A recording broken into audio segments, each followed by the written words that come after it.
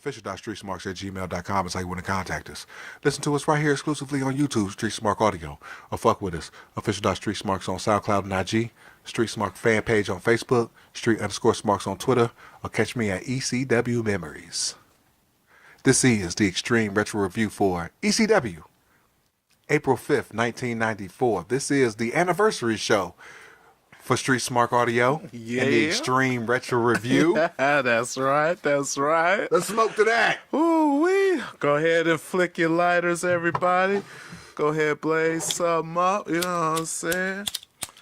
Go ahead and take you a swig or something if smoking ain't your thing, or if you're on a ventilator or something. You know, we don't encourage you to smoke under them circumstances. But thanks for taking this ride with us.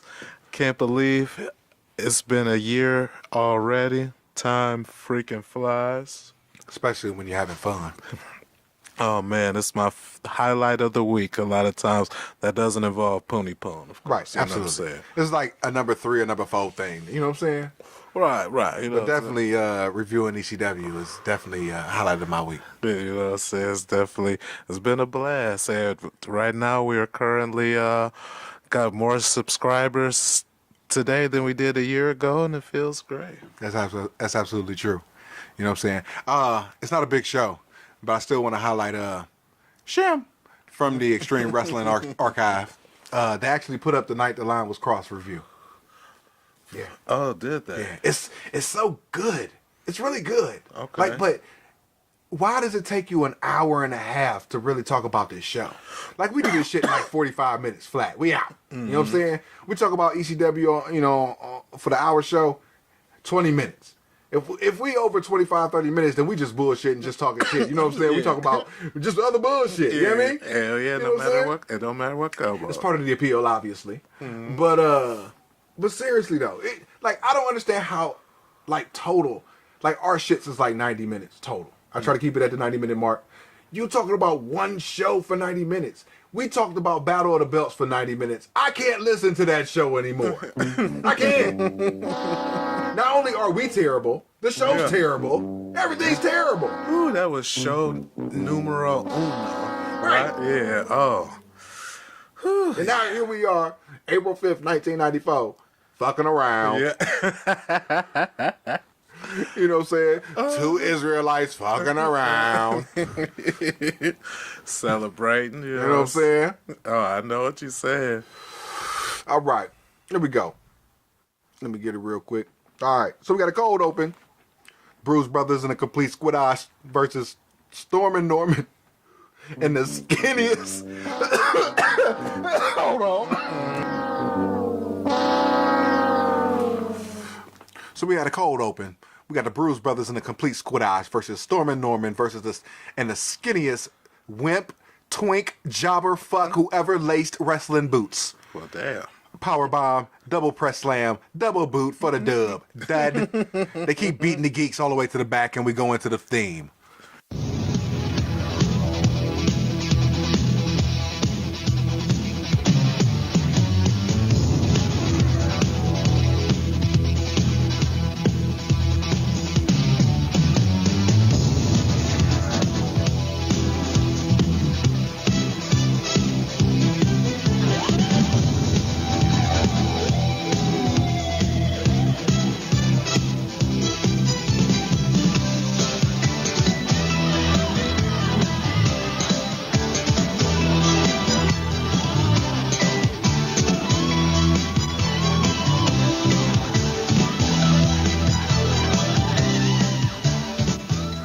So we got Joey in the nest.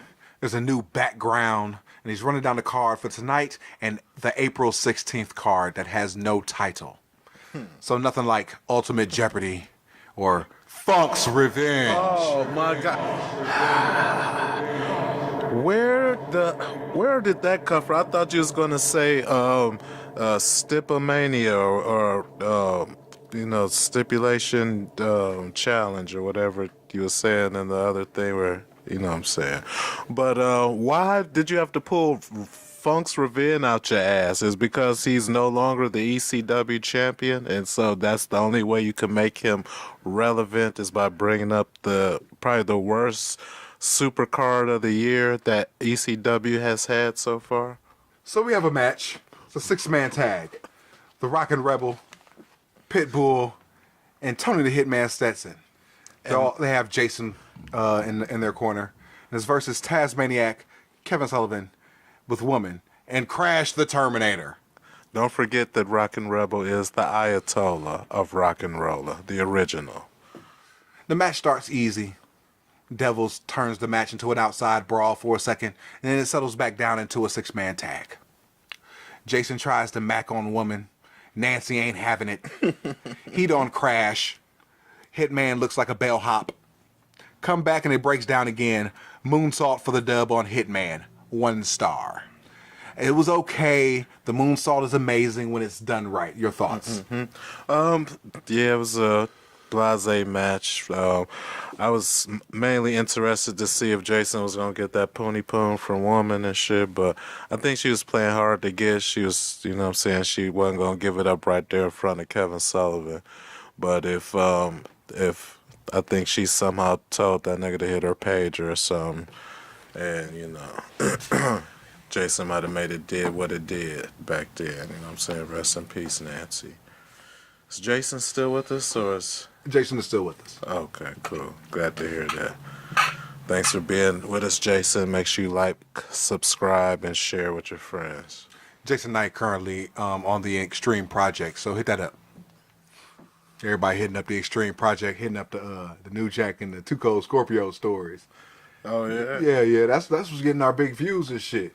Don't nobody want to hit up the Jason Knight story, though, or the JT Smith story, or the Hot Stuff Eddie Gilbert story. Oh, well, you missing out on the Hot Stuff Eddie Gilbert story, because Hot Stuff Eddie Gilbert was a great man. He was very inspirational, and he was the leader and founder of Hot Stuff International, which I am also a member of, and so is Shane Douglas, your new ECW champion. We have an April 16th bumper. Moving on. We have a recap of JT Smith's title win with a promo, and it ends with a JT Smith package. Moving on. We have a Paul Lee promo about JT Smith. He buries his promo ability. Oh, yeah. He compares it to Rocky V. And then on April 16th, 911 fights and Sabu returns. Next week, we find out who Sabu opponent is. It's money-ish, but moving on. We got Joey recapping Sandman's heel turn, and it leads into a clip match of Hack versus Goof Cairo at Stipomania. Tommy Cairo actually won that match, but after the match, Hack electric chair drops Cairo on the ropes. Oh, that was he awesome. decks Finnegan, and he gives a DDT to the Goof. Peaches runs in and helps Cairo. Hack wants Cairo to pay his bill. Peaches gets hot. Sandman goes to chair Peaches. Cairo German suplex him. Hack gets the upper hand, and then he powders. Oh, I love how every time after Peaches would stop Sandman from whooping his ass and shit, Cairo would try to get a little something going, and then Sandman would go back to whooping his ass again and shit, like Cairo was a kid or something. You can just whoop your ass when I want to. Stop touching this bitch. You know what I'm saying? I'm going to tend to my bitch, and then we'll go back to whooping your ass. Right. Like, look, and if you want to touch my bitch, pay your bill. You know what I'm saying? I mean, I feel Sandman on this shit. Cairo's a goof that's over here, you know what I'm saying, putting his paws on his woman. Yeah, shit. And not paying for it. Ain't no copping no free feels, boy. Right. Pay your fucking bill. And all he wants is like $20. Damn, man, you know what I'm saying? If that's all he's asking for, I would rather just pay the $20 and get rid of the headache and shit. I wouldn't want Peaches. Oh, hell no. I would want him to have another woman to fuck. Oh, yeah, don't get misconstrued. That's to make him and Peaches go away and shit. Just leave me alone. Sandman cuts a heel promo on Cairo, explaining why he turned. And he cuts another promo on Sal Balomo. They both want Peaches, and their envy has betrayed his trust. So both are going to pay up. It's going to be $20 or the hard way. Pay your bills, Cairo. Oh shit. Moving on. Oh man, $20 must have been a big deal in 1994. Sandman really wants it, and they really ain't trying to pay it. We got Wild Man Sal versus Sandman. Hack matches are in black and white. Sal's in color.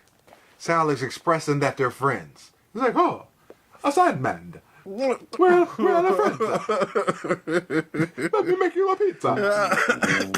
Oh shit, I want one too, Sal. I'll be your friend. Sloppy DDT. Hack's ripping up the stuffed animals. Oh, that was hilarious. LOL. Another DDT to some cheers. Sal is full of stuffing. Cheap shot by Hack for the dub. LOL. Hack to the back. Your thoughts? Oh, I thought that match was awesome. Right?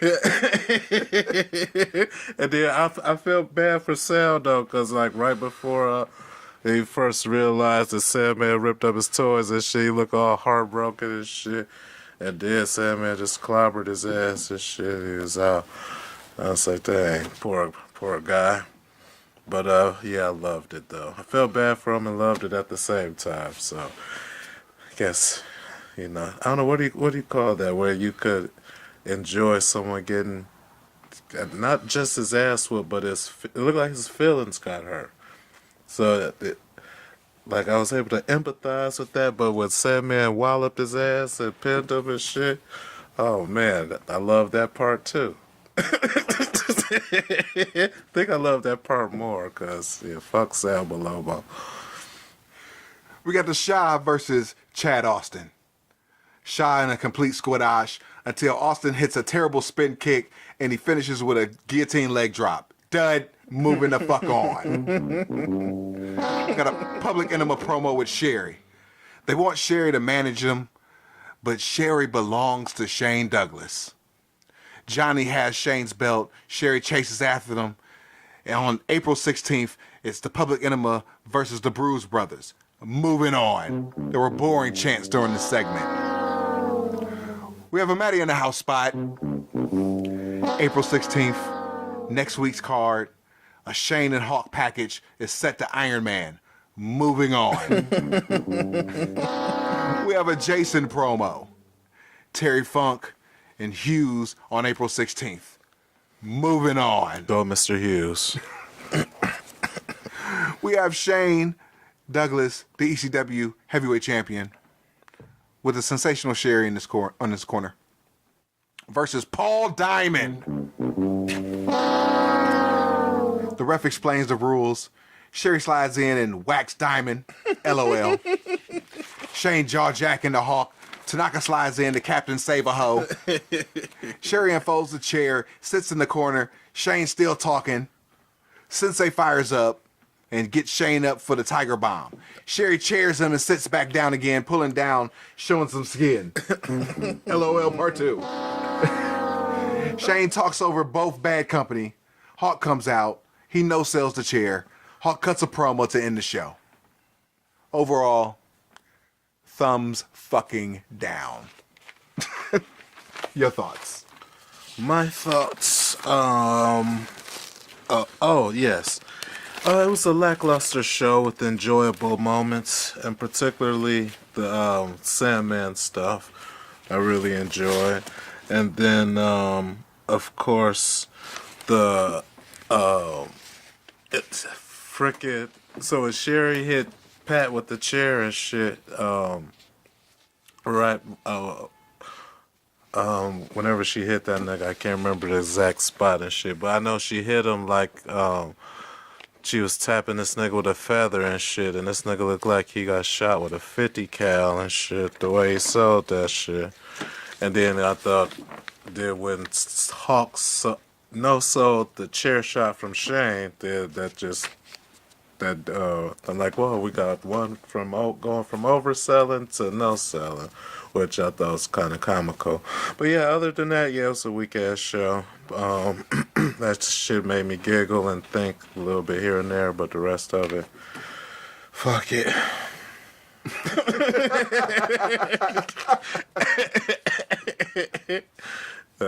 That's my official opinion. Watch it if you want to, but I told you so.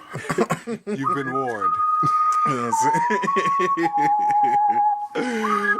Oh, man. Next week, we move on the trail of suck. The April 12th show. We out. Peace. Peace.